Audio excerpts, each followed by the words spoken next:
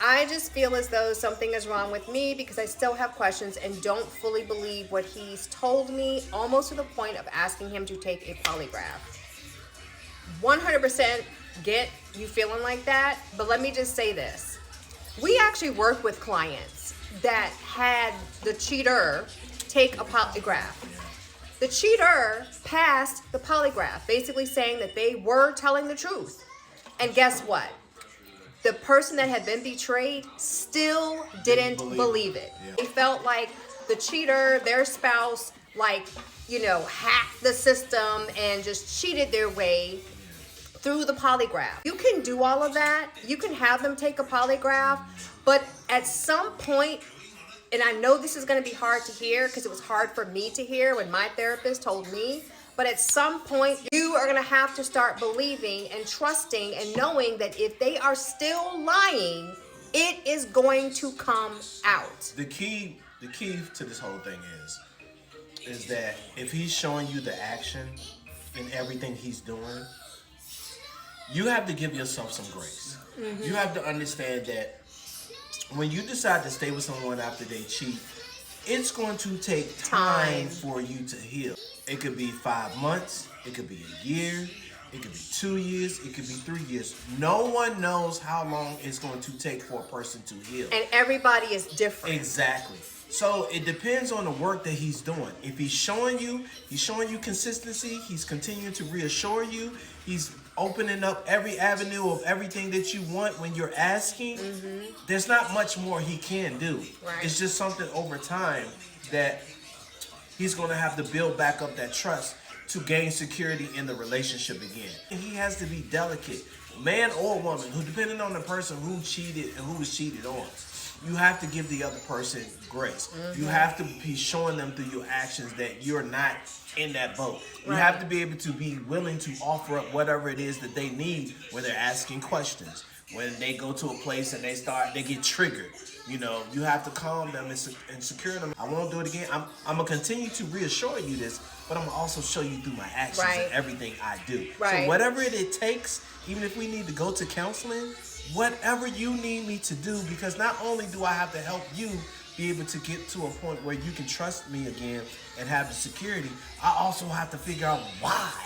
Why was I so stupid to do some of the dumb things that I was doing? Right. Why wasn't I thinking in that moment? You're feeling the way you're feeling because of what they did. Exactly. So there's nothing wrong with you. There's nothing wrong with you at all.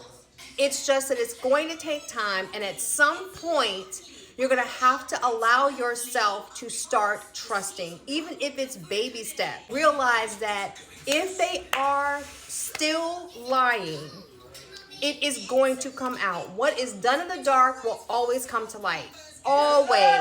Always come to light. Being the betrayed, we want to avoid having to feel that gut punch again if we start trusting and then something else comes down the pike.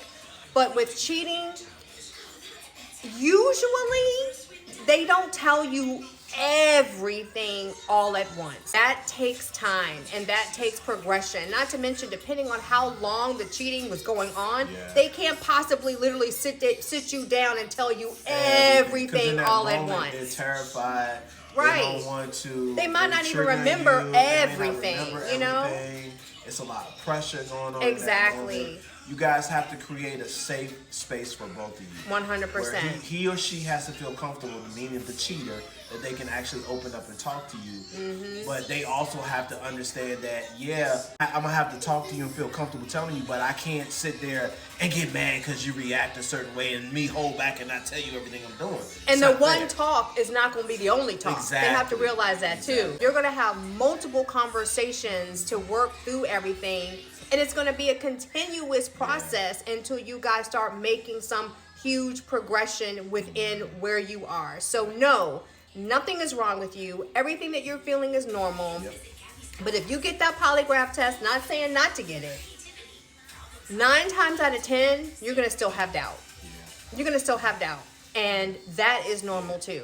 It's kind of a how do I weigh this? Exactly. If I want to really go through it or if I don't go through it. Right. Because it might make it worse. Yeah.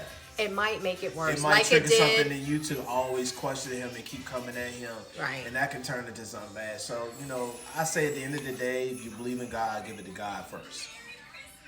Give it to Mr. God Shirt I first. have on, put God first. You know, Give it to him because, like we said, ultimately, He it will come make out. sure that everything comes out. Yep. Trust me, it did when I was doing my dirt. It did. And it took time. Yeah, it took time, but everything but it did. came out. Yeah. So, Yeah. hope that helps. All right. Deuce.